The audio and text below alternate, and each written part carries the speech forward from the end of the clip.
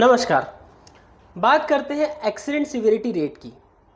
Industries में जो accidents होते हैं उन एक्सीडेंट्स की तीव्रता नापने के लिए या फिर वो एक्सीडेंट कितने ज़्यादा खतरनाक थे इस बात को कैलकुलेट करने के लिए हम एक्सीडेंट सिवियरिटी रेट का सहारा लेते हैं। अभी एक्सीडेंट सिवियरिटी रेट किस आधार पर कैलकुलेट किए जाते हैं? इनका आधार है मैन डेज लॉस्ट।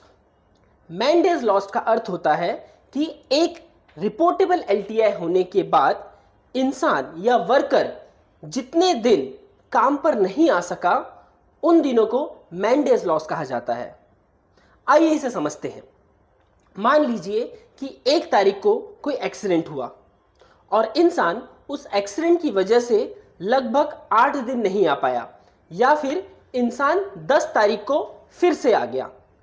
तो जो हमारा फॉर्मूला कहता है उसके हिसाब से 1 तारीख यानी कि जिस दिन एक्सीडेंट हुआ उस दिन को छोड़कर और जिस दिन इंसान ने ज्वाइन किया उस दिन को छोड़कर यानी कि 1 तारीख और 10 तारीख, इन 2 दिनों को छोड़ के टोटल 8 दिन बचते हैं। इसका यह मतलब हुआ कि इस एक्सीडेंट में मैन डेज लॉस्ट है टोटल 8। अब कैलकुलेशन कैसे किया जाएगा?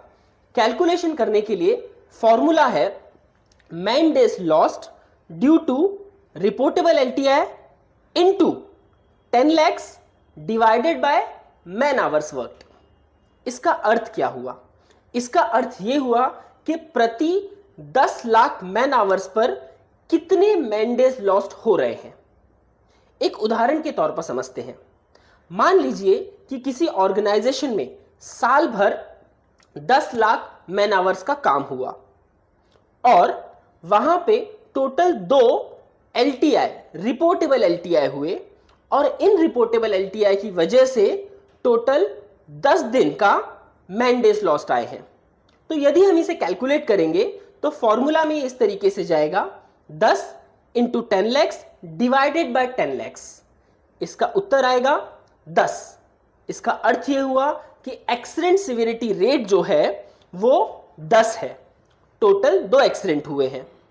अब एक दूसरा उदाहरण लेते हैं कि किसी दूसरे ऑर्गेनाइजेशन में सिर्फ 1 एलटीआई हुआ है और वहां पे टोटल 10 लाख मैन आवर्स का काम भी हुआ है, लेकिन यहां पे जो एलटीआई हुआ है उसकी वजह से इंसान टोटल 20 दिन नहीं आ पाया है।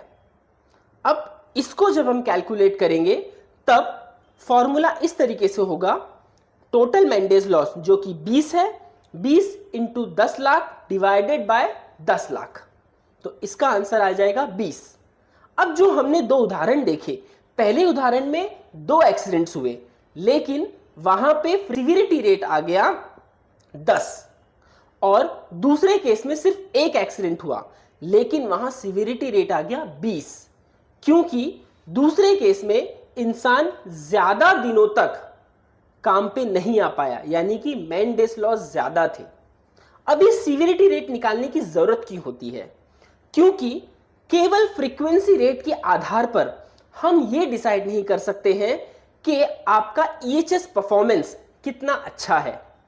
एक्सीडेंट की सिवियरिटी क्या थी, इस चीज को भी समाविष्ट करना जरूरी होता है और इसीलिए एक्सीडेंट सिवियरिटी रेट जो है एग्जिस्टेंस में आता है।